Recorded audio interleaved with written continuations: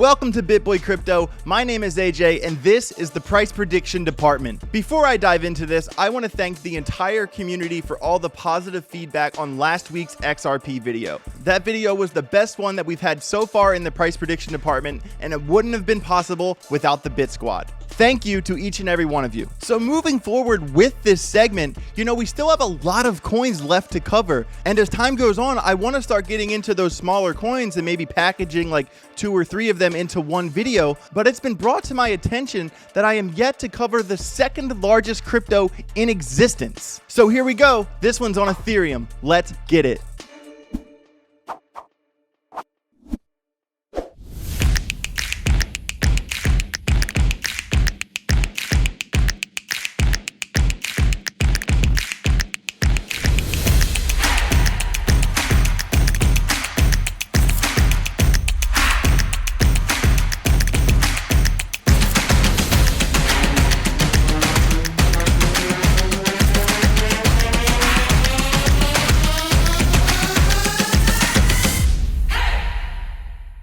The Ethereum white paper was released back in 2013 by a 19-year-old kid named Vitalik Buterin. In late July of 2015, Ethereum rolled out publicly, and it's basically been an uphill ride ever since. We all know that Vitalik was the mastermind, but he was not alone in building out Ethereum. Many of you know that Charles Hoskinson and Gavin Wood were on the original Ethereum team before they had their differences and went their separate ways, with Charles going to build Cardano and Gavin going to build Polkadot. Ethereum has quite the story, and they'll probably make a movie about it someday. But to get down to brass tacks, most of us already know what Ethereum does and what it's capable of. If you don't know, simply put, Ethereum is a decentralized blockchain platform that creates and executes smart contracts. With that comes the development of decentralized applications, also known as dApps. These applications range from DeFi to DEXs to NFTs to gaming to identity solutions, and the list goes on and on. The medium to interact with the Ethereum network is the crypto we all know and love called Ether, but most of us just call it ETH. Today, ETH is the second largest crypto by market cap. I really want to stress that point. Ethereum is clearly in a league of its... Okay, where was I?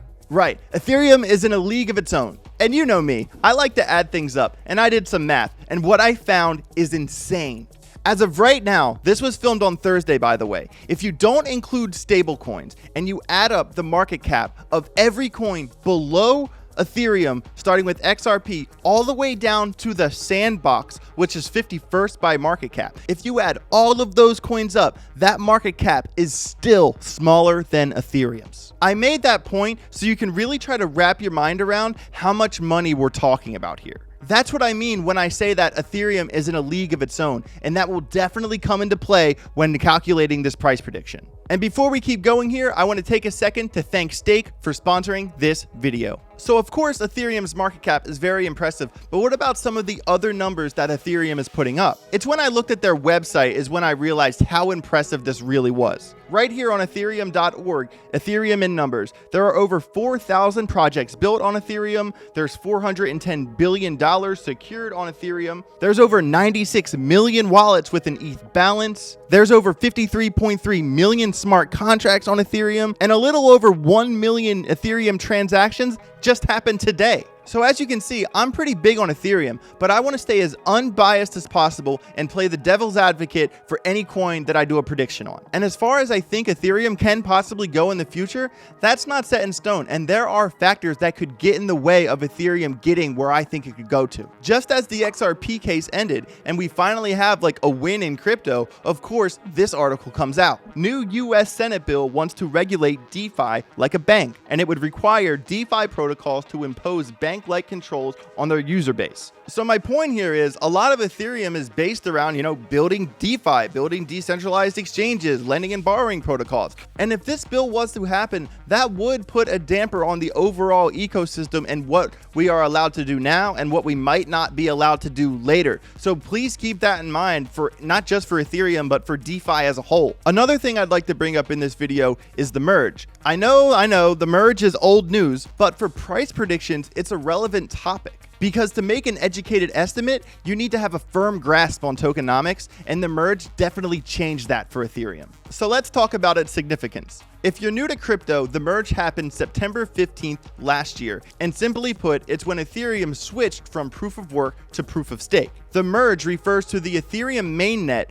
merging with a proof of stake blockchain called the Beacon chain. The merge made the network more secure, a little bit faster, but really the big win for the merge was sustainability. After the merge was complete, Ethereum reduced its energy consumption by 99.95%, making it a green blockchain. Not only does this make more sense environmentally speaking, but it looks really good for optics and it silenced a lot of critics. And you know, to be honest, that's really the biggest pushback to Bitcoin and to proof of work. Like, don't get me wrong, I'm all for Bitcoin, but it does use more energy in 1 year than the entire country of Ukraine. And it also uses 50,000 times more energy than Ethereum after the merge completed. Since I'm big on tokenomics, to be honest, my favorite part of the merge is what it did for Ethereum's issuance, or the new coins coming into the supply. You have to understand, unlike other coins, Ethereum doesn't have a cap on its supply. And that can be really scary for your bags, you know? I mean, if any project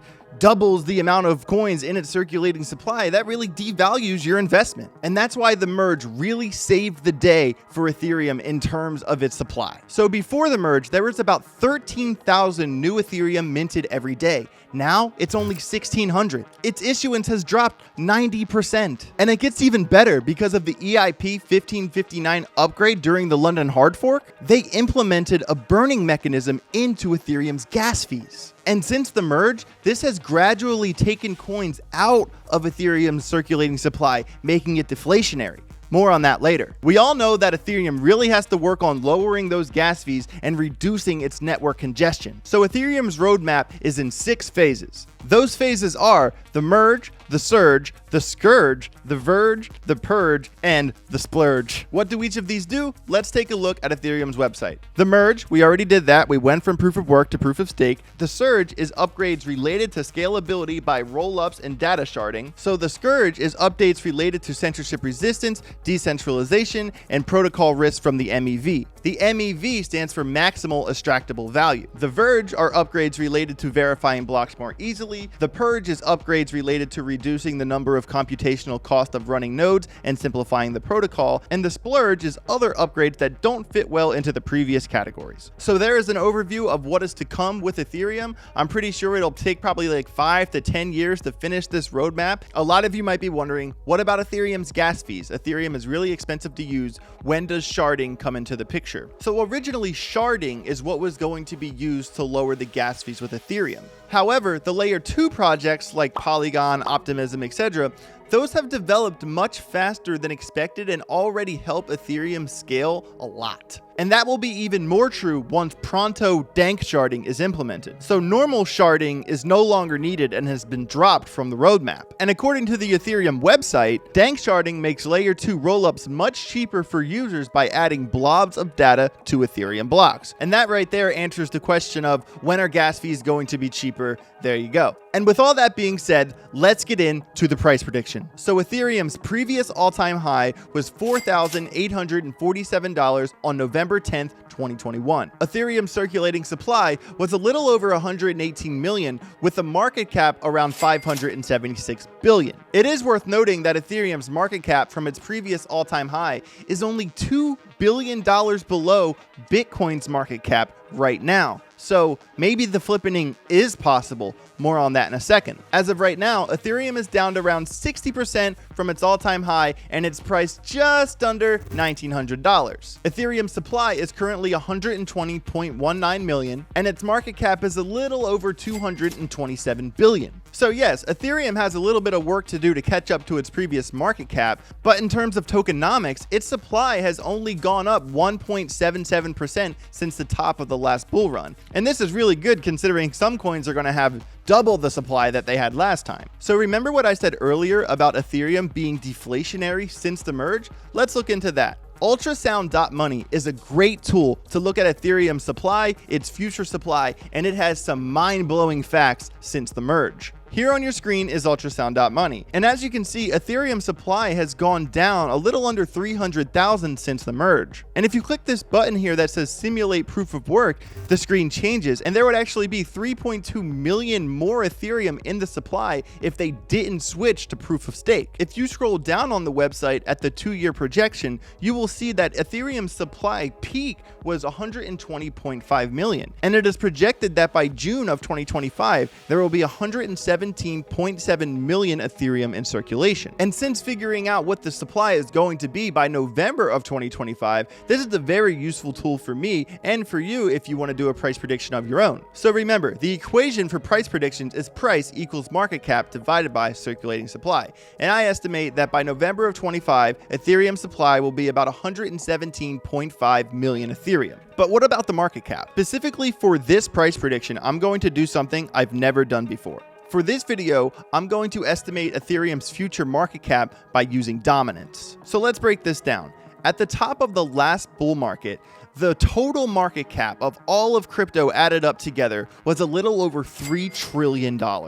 And Ethereum's dominance was 22.4% at its all-time high. And by dominance, I mean 22.4% of all the money in crypto was Ethereum at its all-time high. At the day of Bitcoin's all-time high, its dominance was about 44%. So Ethereum needs to double its dominance for the flippening to happen. The flippening is a common conversation in crypto. And basically the question is, will Ethereum ever pass Bitcoin in market cap? There are strong arguments on both sides of this coin. I just spoke with BitBoy about this topic about an hour ago, and he says that if Ethereum is ever going to flip Bitcoin, it's going to happen this coming bull run. His explanation was if you go back and look at the bull run in 2017, once Bitcoin peaked and hit its all-time high, it started falling dramatically. And this is when the altcoins started to pick up because people were taking their profits from the top of the Bitcoin market and converting them into altcoins. This kind of creates like a wave, and as Bitcoin dominance is falling down, Ethereum dominance is catching up. And that explains Ben's idea. If we see a similar situation to what we saw in 2017, Bitcoin dominance will be falling and Ethereum dominance will be catching up, and that's the moment the flippening will happen. And the fact that these things happen in waves is what will make it possible. So keep that in mind as we move forward here. But remember, the all-time market cap for all of crypto at the previous all-time high was a little over $3 trillion. So by the top of the next bull run, I'm hoping we can get somewhere between $7 and $10 trillion.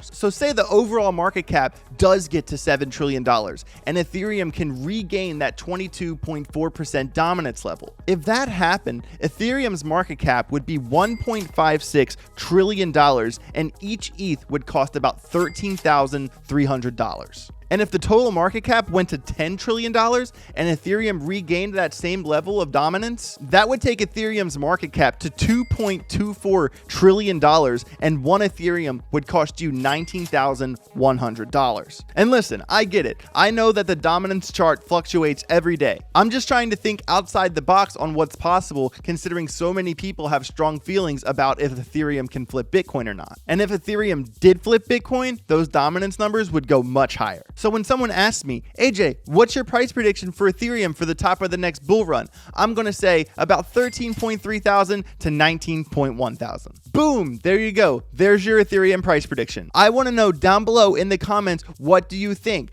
Was I too bullish? Was I too conservative? I think for larger cap coins, dominance might be a smart way to try to estimate future market cap. I want to know what you think about that as well. And I think moving forward for those larger cap coins, I'm going to consider dominance like I did in this one. And think about where we are in Ethereum. Yeah, we're past the merge, but we're still pretty early on the roadmap. So I was talking to Kelly Kellum about this video, and he basically told me, like, we know that the Bitcoin ETFs are like, they're in the registry, like hopefully they're going to come. And if the Bitcoin spot ETFs get approved, the Ethereum spot ETFs are going to be right behind it. And when I asked him and Ben what their Ethereum prediction was, they both said about 17 to 18,000 per Ethereum. So the three of us were in the same ballpark, but I still want to know what you think below in the comments. With all that being said, my name is AJ Writes Crypto, and have yourself a great rest of your weekend.